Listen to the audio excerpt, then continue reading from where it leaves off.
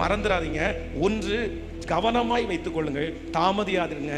எதுக்கு தாமதிக்க கூடாது அப்படின்னு சொன்னா, பிரச்சனைன்னு ஒன்று வந்த உடனே நான் எங்க போவேன்? கேட்கல, சத்தமா சொல்லுங்க. போனை எடுத்து, அம்மா நீங்க கல்யாணம் பண்ணி கொடுத்த பிள்ளைய பாத்தீங்களா அப்படின்ற கூடாது. உடனே பாஸ்டரை கூப்பிட்டு என்னையா கல்யாணம் பண்ணிச்சா அப்படின்னு கேட்க கூடாது. ஆமா, யார்கிட்ட போகணும்?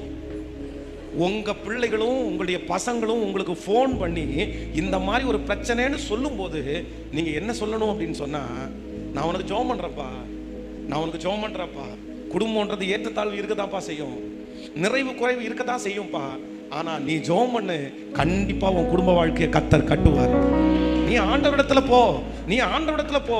என்னிடத்துல வந்தா நான் ஒன்றும் உனக்கு செய்ய முடியாது, என்னால ஒன்றும் பண்ண முடியாது. நீ இன்னொரு குடும்பம் ஆயிட்ட, என்னால ஒன்றும் பண்ண முடியாது, கர்த்தரால தான் எல்லாம் பண்ண முடியும்னு எந்த அப்பா சொல்றாரோ, எந்த அம்மா சொல்றாங்களோ, அந்த பிள்ளையினுடைய வாழ்க்கை கண்டிப்பா காப்பாற்றப்படும்.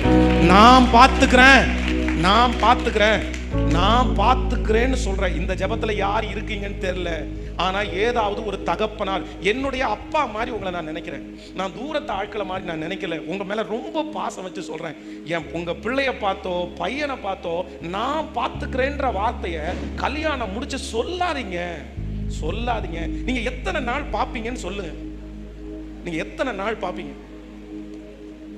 ஒரு நேரத்தில் ஆரம்பம் கஷ்டமா தான் இருக்கும், துவக்கம் கஷ்டமா தான் இருக்கும். ஒரு குடும்பத்தினுடைய வாழ்க்கையிலே அண்டர்ஸ்டாண்ட் பண்றது அப்படின்றது சிலருக்கு அந்த ஞானம் அவ்வளவு சீக்கிரமா வராது. அவ்வளவுதான், கணவனார் அப்படின்றதுக்காக மனைவி இப்படி இருந்த முடியாது, மனைவி இப்படி இருக்கிறாங்கன்னா கணவன் அப்படி இருந்த முடியாது. ஏதோ ஒரு ஆள் வந்து கண்டிப்பா சாக்ரிஃபைஸ் பண்ணித்தான் ஆகணும், பண்ணித்தான் ஆகணும்.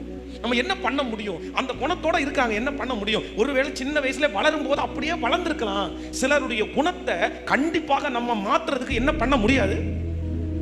ட்ரை பண்ணவே முடியாது. இப்போ பாருங்களேன், நான் வந்து ஒயிட் நைட் போடுறது என்னுடைய வழக்கம். சின்ன வயசுலேருந்து என்னுடைய ஆவிக்குரிய தகப்பனாரே சிபிஎம் திருச்சபையில் அவர் இருந்தவர், ரொம்ப ஸ்ட்ரிக்டாக நாங்கள் வளர்ந்தவங்க.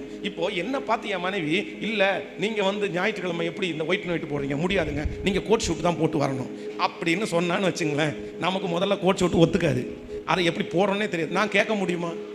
நான் மாற்ற முடியுமா? கண்டிப்பா மாற்ற முடியாது. சில காரியத்தை மனைவி என்னதான் சொன்னாலும் கணவனால மாற்ற முடியாது, மனைவி என்னதான் சொன்னாலும் கணவனால மாற்ற. சில காரியத்தை மாத்தித்தான். கேட்கல, கேட்கல, இன்னும் சத்தமா பக்கத்துல கையை பிடிச்சி சொல்லுங்க. மாத்தலைன்னா அந்த குடும்பம் கண்டிப்பா ஒன்னா இருக்க. சில காரியத்தை வந்து மாத்தித்தான் ஆகணும்.